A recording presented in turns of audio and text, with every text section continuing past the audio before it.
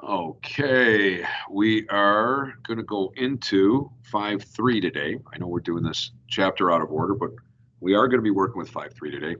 5.3 is about the unit circle. Now, some of you had an experience with unit circle, some a bad experience, some a good experience.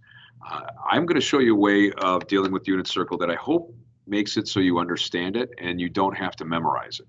And I'm not saying that's a bad thing to go through and memorize all the values of the unit circle. I'm just saying I think for those that can't memorize that much information, there's a way of understanding it and being able to reproduce it. And it just relies on some other stuff that you already know. So let's just go over there and we'll start talking about this. One thing, let's get over here. With the unit circle, one thing I want you to realize is when we decided however many centuries ago that we were going to break up a circle into degrees. That is a base 60 type of system. Now, what that means is it's broken into, we have degrees, which is a multiple of 60. Inside each degree, we've got, within each degree, we break it down into 60 minutes, and each of those into 60 seconds. So it's a base 60 system, which I guess you can draw some reasons they did that with a circular idea and the whole clock face type of idea.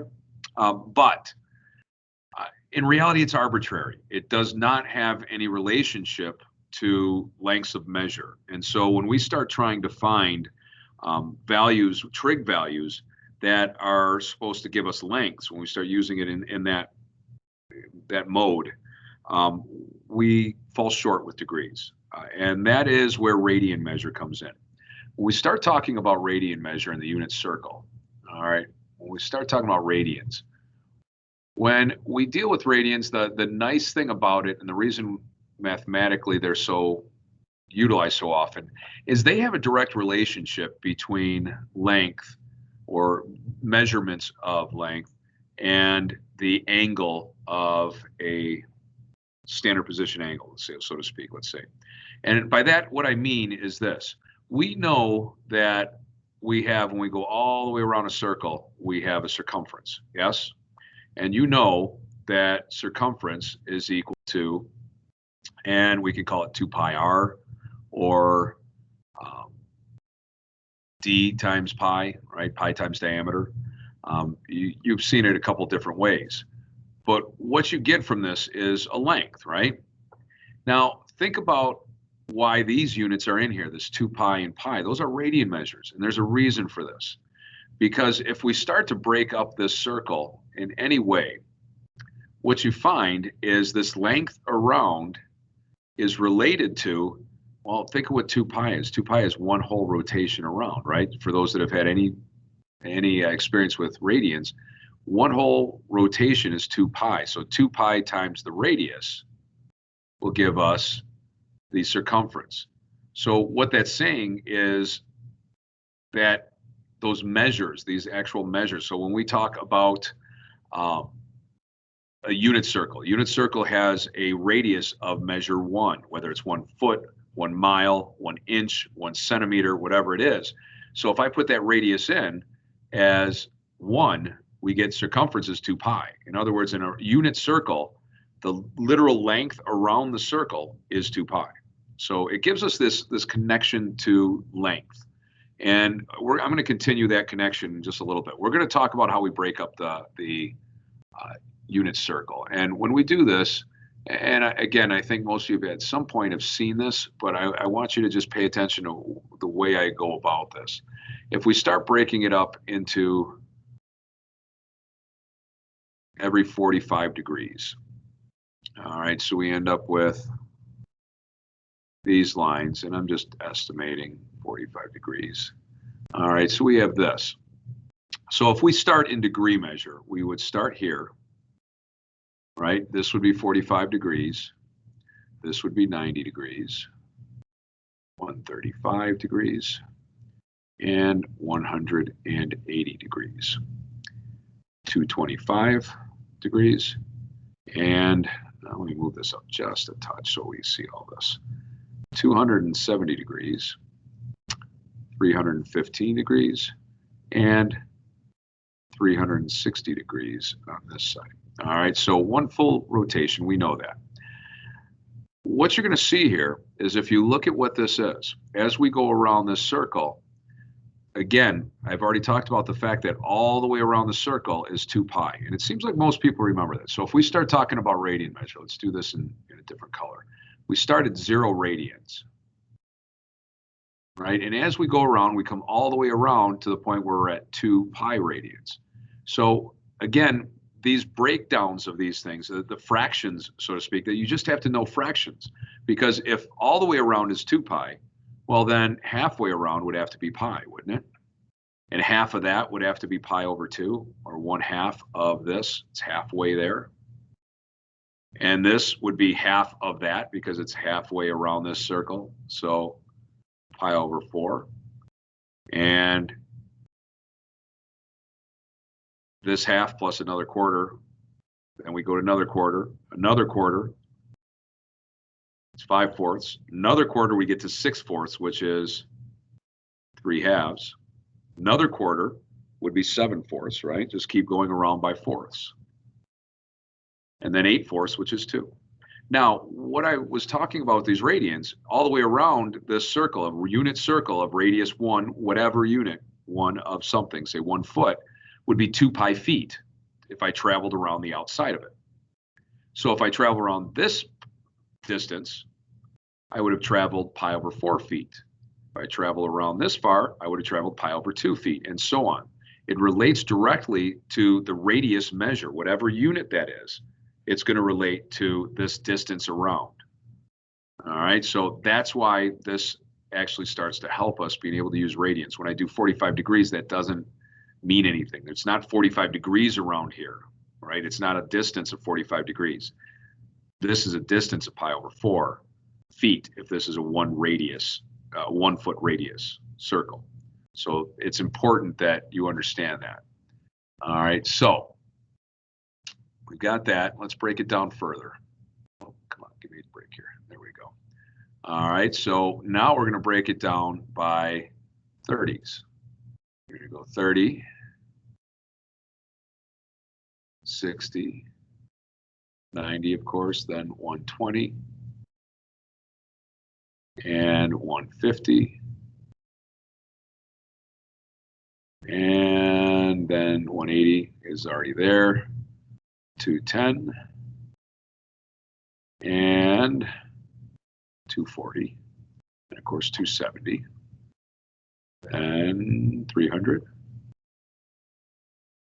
and 330, and then finally 360. So let's write those in. Let's go back here. In degrees, this would be 30 degrees, 60 degrees, 120 degrees, 150 degrees, 210 degrees, 240 degrees, 300 degrees, and 330 degrees. All right, so now as radian measures, what are those? Well, again, what I want you to realize, these are just fractions. So if all the way around to here is 1 pi, then 30 is to 180. Think of that. 30 is to 180. What is that fraction? It's 1/6, right? So if that's 1/6, this is pi over 6. It's 1/6 of the way to pi. So it's 1/6 distance. What's 60 in relation to 180? Well, again, 60 over 180 is 1/3. So this is pi over 3. 120 over 180. Well, isn't that just 2 60s to get there? So 2 pi over 3. 150. Well, 150 is 5 30s, isn't it? So it's 5 pi over 6. So if you can remember pi over 6 and pi over 3, what they represent, 1/6 of 180 and 1/3 of 180, then you can just think of how many multiples they are. 210 is 7 multiples of 30. So that's 7 pi over 6. If I go around to 240, 240 is 4 of these, isn't it? 4 60s. So that's 4 pi over 3. 300. 300 is 5 of these, right? Or 10 of these, either way. Again, you can do all these both ways for the most part. So if it's 5 of these, that's 5/3. If it's 10 of those, it's 10/6, which reduces to 5/3. Same thing. 330 is 11 of those. So I'm going to do 11 pi over 6. That was supposed to be a 3 there. Let me rewrite that. All right.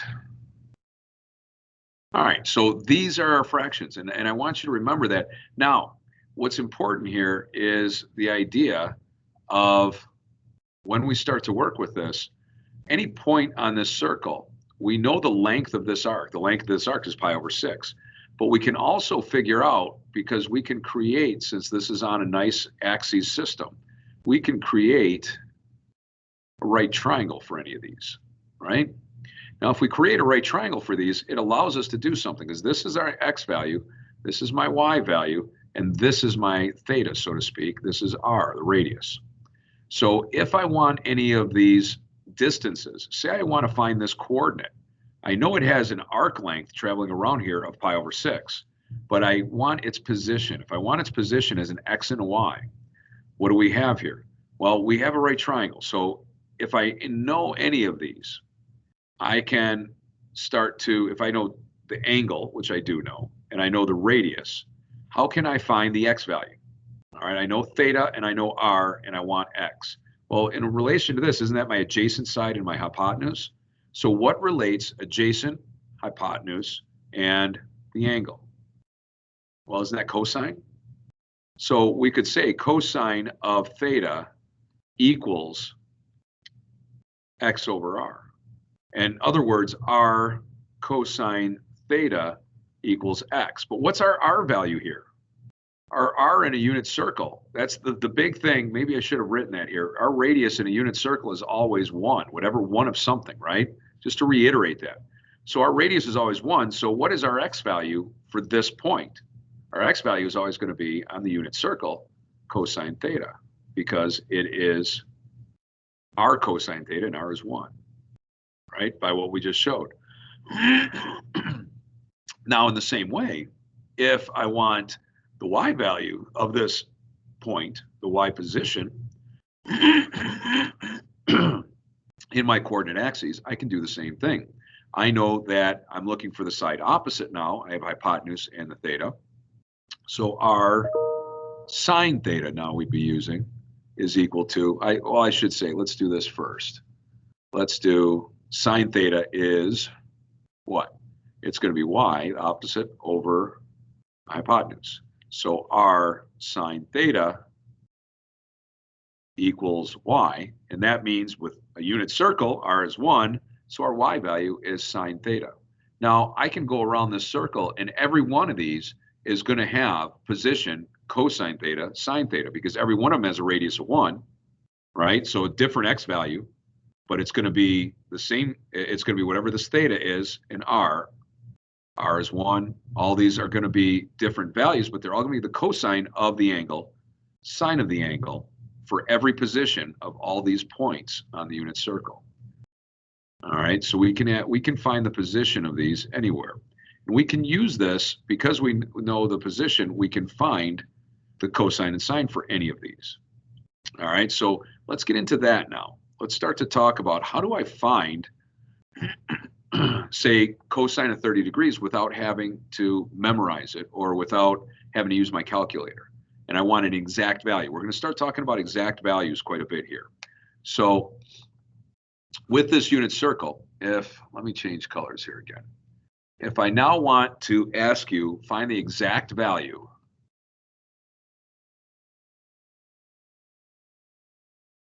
for cosine 30 degrees. We'll start with that one we kind of investigated. So cosine of 30 degrees. Well, what do I know about 30 degrees? There are some things you guys know. You might remember that you had some special triangles that you worked with before in geometry. And those special triangles were, one of them was a 30, 60, 90 right triangle. Now, what did we know about this? We knew that if this side was x, then this side would have to be root 3x, or x root 3. And this would have to be 2x. You remember this? So what we're saying is no matter how big this gets, no matter how big x is, the ratio of this side to this side or this side to that side is going to stay the same. This side, the ratio of the 30-degree side to the hypotenuse is going to be 1 to 2. The short side to the middle side is going to be 1/3, or 1 over root 3, I should say, not 1/3. And those are going to stay consistent. So what we can talk about, again, with similar triangles, we can say, instead of dealing with this as an x value, we can say the ratios are what we're going to be concerned with. We can just say these are the relationship. Shortest side is a 1, hypotenuse is 2, root 3 is the side opposite the 60 degree, the middle. So if I want cosine of 30, well, cosine of this 30-degree angle in this special right triangle would be the side adjacent over hypotenuse. So cosine of 30 degrees equals root 3 over 2. Now, what's really cool about this is we can use this as we go around the circle for all of these. I know this right now is root 3 over 2. Well, what does that make the sine of theta, the sine of 30 degrees? Sine of 30 degrees would be the side opposite over the hypotenuse. So sine would be 1/2.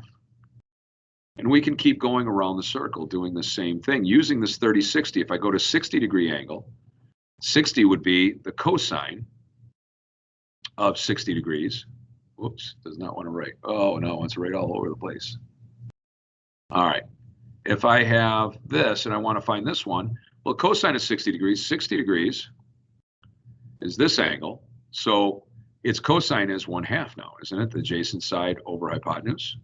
And its sine is going to be root 3 over 2. And again, I know you've had teachers that have told you that they wanted you to memorize this, and that's fine. And you'll still have, your teacher this year may tell you, I want you to memorize this. I tend to want you to understand where it comes from, because then I don't have to memorize it. I'll be completely honest with you. I still have to think for a second to like the memorization of this. I just tend to do this in my head. I think of that special right triangle, and I think of all of these 30 and 60s in that same way. All right, so when I go to 120, now what I do is I look for my reference angle. All right, my reference angle is that angle that this makes with the nearest x-axis. So this angle here is a 60-degree angle. So I'm going to use for 120 the same thing I would use for 60, except I have to decide, because I know that the x value here is negative.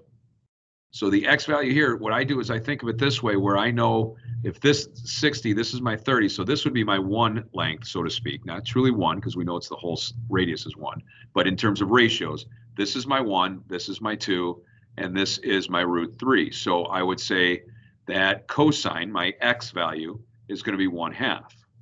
But we know this is a -1, so I'm going to call it -1/2. My sine is opposite. Now the y value is positive, so this is going to be root 3 over 2. So what are you going to see over here? Just in general, anything that's in this second quadrant, remember our quadrants are 1, 2, 3, and 4, and we generally use Roman numerals to denote those. In our second quadrant, all the x values of these reference angles, these are going to be the reference angles, these things going this way, right? These are these triangles. All of the x's are negative, so all of the cosines are negative here. All right, so if I go to 5 pi over 6, 5 pi over 6 has a reference angle of 30 degrees, where I know cosine is the adjacent side, which is now going to be a negative root 3, so that's negative root 3 over 2. And the sine is going to be a positive 1/2, and I have that position. Again, that's the position on this axis, on this xy axis. That's the position of those points. And we can do this for any of these. For 45, it works the same way, except we have a different triangle. All right, so as we go around, what are we going to have? All right, so 210, that's a 30-degree reference angle, right? 30-degree reference angle, I know the cosine, the adjacent side, is going to be the long side, so that's negative root 3 over 2. And then for sine, it's the side opposite, which is going to be side opposite 30 is the small one. It's going to be a negative 1. So that's going to be a negative 1/2. And we can keep going all the way around in that same fashion where you can write out each one of these. 240. 240 as a position is going to be a reference angle of 60 degrees. Again, we make this angle with this axis. So this is 60 degrees. This side opposite is negative root 3. The side adjacent is going to be negative 1, right? So again, we look at this, we're going to have now a negative 1/2 and a negative root 3 over 2. And going over here, well, now 60 degrees, my x value is positive, so my cosine value is positive. So I would have a positive 1/2 and a negative sine value. And last over here, I'll put it up here. For 330, we would have a 30-degree reference angle. So when we talk about cosine, our adjacent side is the root 3, and it's a positive root 3 over 2. And then we'd have a negative 1/2 here. So you see the pattern here. And you can always do this with these reference angles, and it helps you find, and we're going to reverse this, and we're going to use this to find sine, cosine, tangent, secant, cosecant of any of these angles, just using this idea of a reference angle. The reference angle is the angle it makes with the nearest x-axis. So let's look at our other angles in here. We've got some we didn't do. 45s. Well, how do we work with 45s? Well, let's look at another triangle. You had another triangle that you knew that was a right triangle. That was 45, 45, 90. Now, 45, 45, 90 had a reference of 1, 1, root 2, if you remember, x, x, root 2x. So our ratios are always going to be, for sine and cosine, they're going to be the adjacent or the opposite are the same. They're 1 over root 2. Well, 1 over root 2 is equal to root 2 over 2, right? So when we go through this, our 45s, both x and y are positive, so both cosine and sine are positive, and they would both be root 2 over 2, root 2 over 2. Here, what happens? When I go over here to 135, what's going to happen there? Well, my adjacent side is negative, so my cosine is negative. My x value, I always relate x with cosine, y with sine. So my x value is negative in the second quadrant, my cosine is negative. So this would be a negative root 2 over 2, and this would just be root 2 over 2. And down here, both negative, right? 225, it's going to be a negative root 2 over 2, because both x and y are negative, and a root 2, negative root 2 over 2. So it's going to be both those. And 315, positive x, negative y. So a positive root 2 over 2, a negative root 2 over 2. And we can, again, this is getting a little messy, but you can start to see how they relate. And we can do the same thing with pi over 4, pi over 3. Instead of 30, 60, 90, we can think of it as pi over 6, pi over 3, and pi over 2, right? And those type of things. Now, if we have this, we got to talk about one other thing. These are positions. So I didn't cover these special ones. These are what's called quadrantal angles. They're on the quadrants, right? These quadrantal angles are even easier than all this. We don't need any special triangle for this because we know this is a position thing and we know this radius is 1. So doesn't this have to be the point 1, 0? So the cosine of this is 1, the sine is 0. Make sense? Same thing here. What's this position? We know this is on a unit circle, so it's a radius of 1. And we know that then my y value is 1, my x value is 0. This one, you've got negative 1, 0. So my cosine is negative 1, my sine is 0. Same idea here. We've got this position is 0, negative 1. So my sine is -1, cosine is 0. And now when I do this, this is for all the rotations of these two. 45 degrees has the same cosine and sine as 405 degrees. When we do from here, standard position angle, remember that from the first part, all the way around in another 45, that's 405 degrees. It's going to have the same reference angle, 405 degrees and 45 degrees are coterminal, right? Coterminal angles will have the same trig values because they're in the same position on the unit circle. You see how it all combines? So we can do a lot with this. This idea of the unit circle allows us a lot of leeway to do some different problems. And I want to get to that now. So let's take a look at, and I'm just going to do a few things here. So I want you to, first example, I want, if they ask you, use the unit circle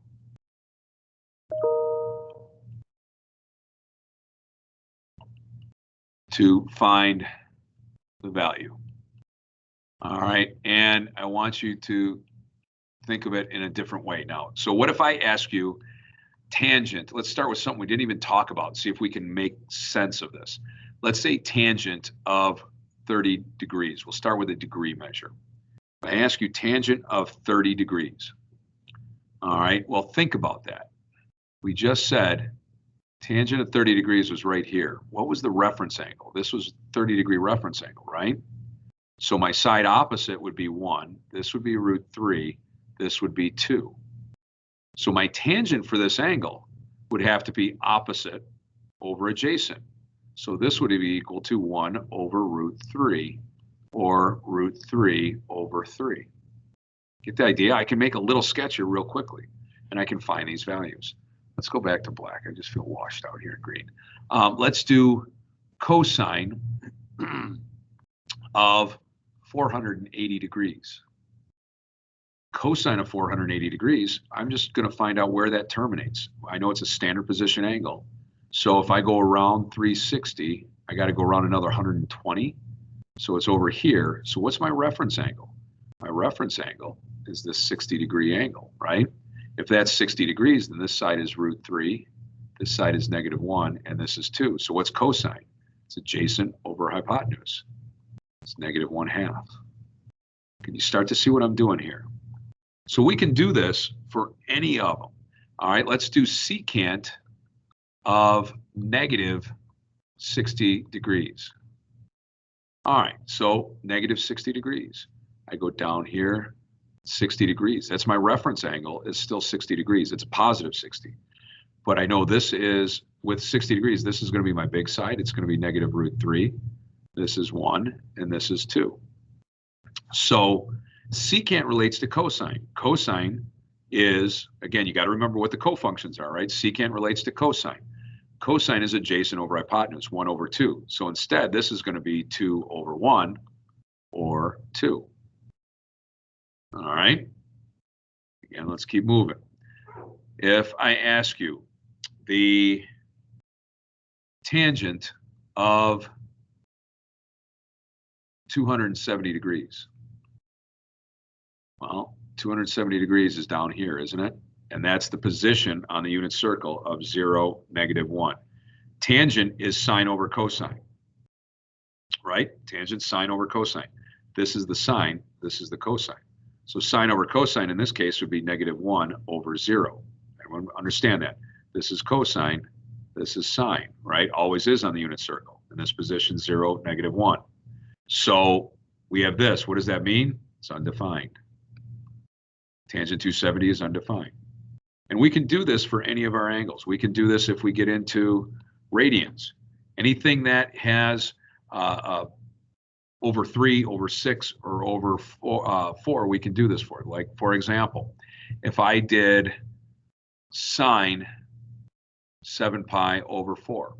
Well, 7 pi over 4 is 1 3/4. So what I do is I first think of that as 1 3/4. And I know 1 pi is here, 3/4 more would put me right here, right?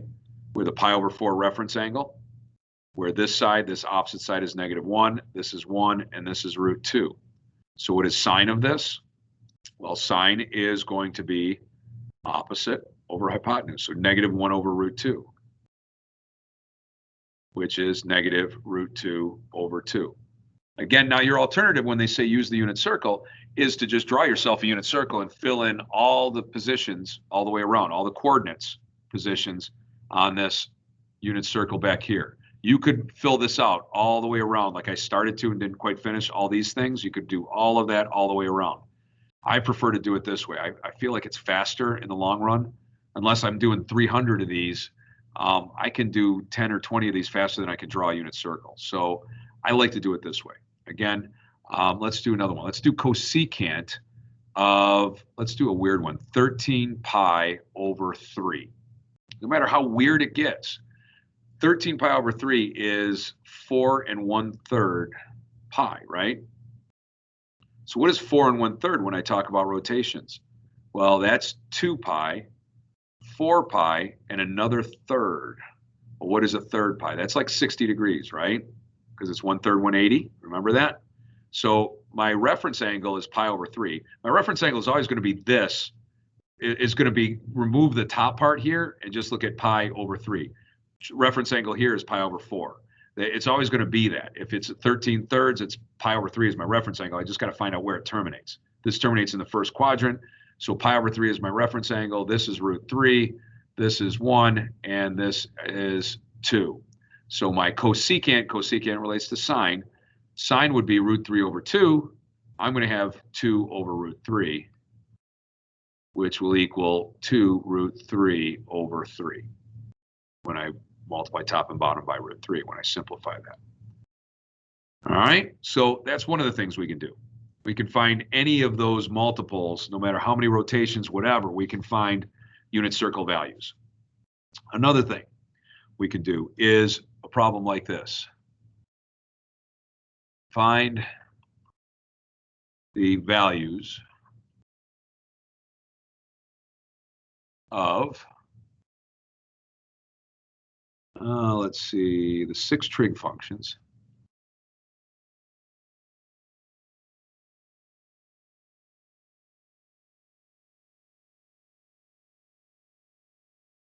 for angle theta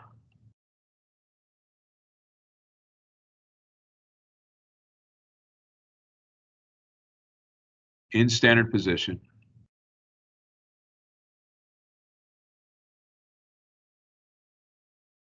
if a point with the given coordinates, lots of directions here, I'll decipher them for you, with the given coordinates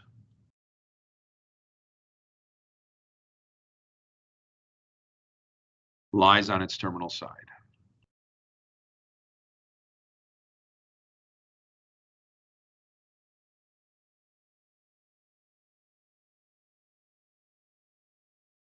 All right, so again, to read that in a coherent stream, find the values of the 6 trig functions for angle theta in standard position if a point with the given coordinates, lies on its terminal side. And they'll give you something like this. Let's do -1, 5. So this is on the terminal side is what they're telling you. This point lies on the terminal side of a standard position angle. So what I'm going to do is make myself a quick little sketch. I know -1, 5, -1, 1, 2, 3, 4, 5 lies right here. And what they're telling me is that I've got some angle that's in standard position, meaning its initial side, if you remember 5, 1, initial side is here, or it might have been 5, 2. And its terminal side is over here because it says this lies on its terminal side. So its terminal side has to go through that point, doesn't it? So we have this angle theta. Now, in the same way we did that with our, I drew it a little bit too far out. What we did with our unit circle is we made a right triangle. We made a reference angle. The reference angle here is this right triangle. This theta here, this reference angle theta, will have the same values of sine, cosine, all 6 trig functions as this theta. So when I look at this, I know this side opposite, this is 5, right? Because they told me it's 1, 5, and this is -1. So can I find my radius? Sure. My radius is going to be using Pythagorean theorem. Again, just to draw this neater, what we know now is we have a triangle whose reference angle is here. That's the right angle. we have 5 and -1, so we need this value. So r is going to be equal to -1 squared, or r squared, I should say, is equal to -1 squared plus 5 squared, which is 26. So r squared equals 26. R then is going to equal square root of 26. I have my other side. So now, can I find my trig values? Well, sure. Now I know for this triangle, this is my theta. So this is my side opposite. This is my side adjacent. And this is my hypotenuse, right? Because that was that thing. So when I want sine of theta, they said angle theta. So sine theta is going to be the opposite side over my hypotenuse. So that we can't leave it that way. It's going to be 5 root 26 over 26. My cosine theta is going to be my adjacent side. It's going to be -1 over root 26, which equals negative root 26 over 26. And again, if I could reduce these, I would, but that's where they stand. Tangent theta is going to be opposite over adjacent, so that's 5 over -1, which we would call -5. Make sure, again, you always simplify. So sine relates to cosecant theta, and I can just look at this and reverse it. Root 26 over 5, just flip it over. Cosine deals with secant, right? They connect, they're cofunctions. So this would be negative root 26, technically over 1, right? Root 26 over -1, which is just negative root 26. And cotangent theta is equal to, well, what is it? It would be -1 over 5. And we have all 6 trig functions. All right, what if they gave you as a point on its terminal side, same directions? Let me get a different thing here. Let's go to blue. If I gave you instead the point -1, 0, and -1, 0. Well, now think about what we got here. That's right here. So what do we know about it?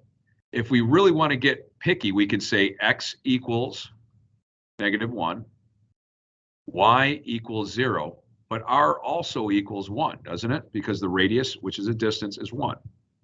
So we could use these values. We don't have a triangle we can make here technically, but we can do this. And when we do that, we can find everything we need, because when I go back to sine theta relates to y, right? It's the y over r, so to speak. If you go all the way back to here, this is another way of thinking, whoops, all the way back to here. Another way of thinking of this when I talk about the sine would be y over r. X over r would be cosine. And those type of, we can do y over x as our tangent. Again, similar to what we did in previous sections. So we can do that here and say that would be my y over r, right? So it's going to be, or the position on the unit circle, what is the sine? It's the y value. So it's going to be 0 here. What is my cosine theta? Well, cosine theta is x, right? On the unit circle. -1, 0 is on the unit circle, right? So this would be -1 for that. Tangent theta is sine over cosine. So it would be 0. And then what would that make our cosecant theta? Well, it'd be 1 over this. So that's going to be undefined because we can't have that in the denominator. This would just be secant theta equal to, again, -1. And cotangent theta is going to be equal to undefined because it's 1 over 0. Now, just as a side note to this, would anything have changed if instead of -1, 0, I gave you -2, 0? Think of what we're talking about. If I had -2, 0, the radius is out here, but the angles are still the same. This is still at -2, 0, it would still be here at 180 degrees or pi. So sine and cosine are still going to be the same. And if sine and cosine are the same, doesn't tangent have to be the same because it is sine over cosine? Does that make sense? So we can do this for anything, any given point that we know is on the terminal side of our standard position angle. And I apologize, I did not draw your standard position angle here, but the standard position angle would have been starting here and then finishing going out that way, sorry. excuse me, and that would have been my angle, okay? And again, that just relates back to the unit circle, but we can do any of these, all right? And that's about it for 5-3. We're going to do this for a few days because we're going to give you some problems from the book first that have mostly this type of problem that's on the screen right now. And then they're going to have the previous ones just for degrees. The book only has the degree measure stuff. Then we're going to give you some worksheets that have, over the next day or two, that have radian measure where you're going to find sine, cosine, tangent, secant, cosecant, cotangent, all that stuff. So we're going to use this a lot for a few days here. And this is going to be something that does not go away. You got to know this. This is absolute survival because everything you do in higher mathematics has application. When you get into calculus, we're talking about application problems. And when I say you're going to use this, I mean what I'm talking about is learn the radians. Because radian measure, as I tried to connect for you earlier, has a connection to distance and lengths and things like that that we are going to need when we do calculus problems, because our calculus problems are trying to describe our physical world and its motion and all that good stuff. And that means we need a connection to lengths and distances and things of that sort. So absolute necessity that you kind of wean yourself off slowly but surely here from degrees into radians, because pretty soon everything we do is going to be radians. So just one note to you, make sure you don't avoid this. Dig in right now, start it right away. If you start working with this the way I've just shown you, within 2-3 days, you'll have this locked down and it'll be something you'll remember forever. So please just apply yourself to this. Ask questions tomorrow because inevitably there's some confusion on how to do this. I just gave you a really long explanation for a very big concept. So take it piece by piece, work through the homework, don't freak out, and we'll handle questions tomorrow, okay? Have a wonderful day, folks, and we'll end it here. Have a good one.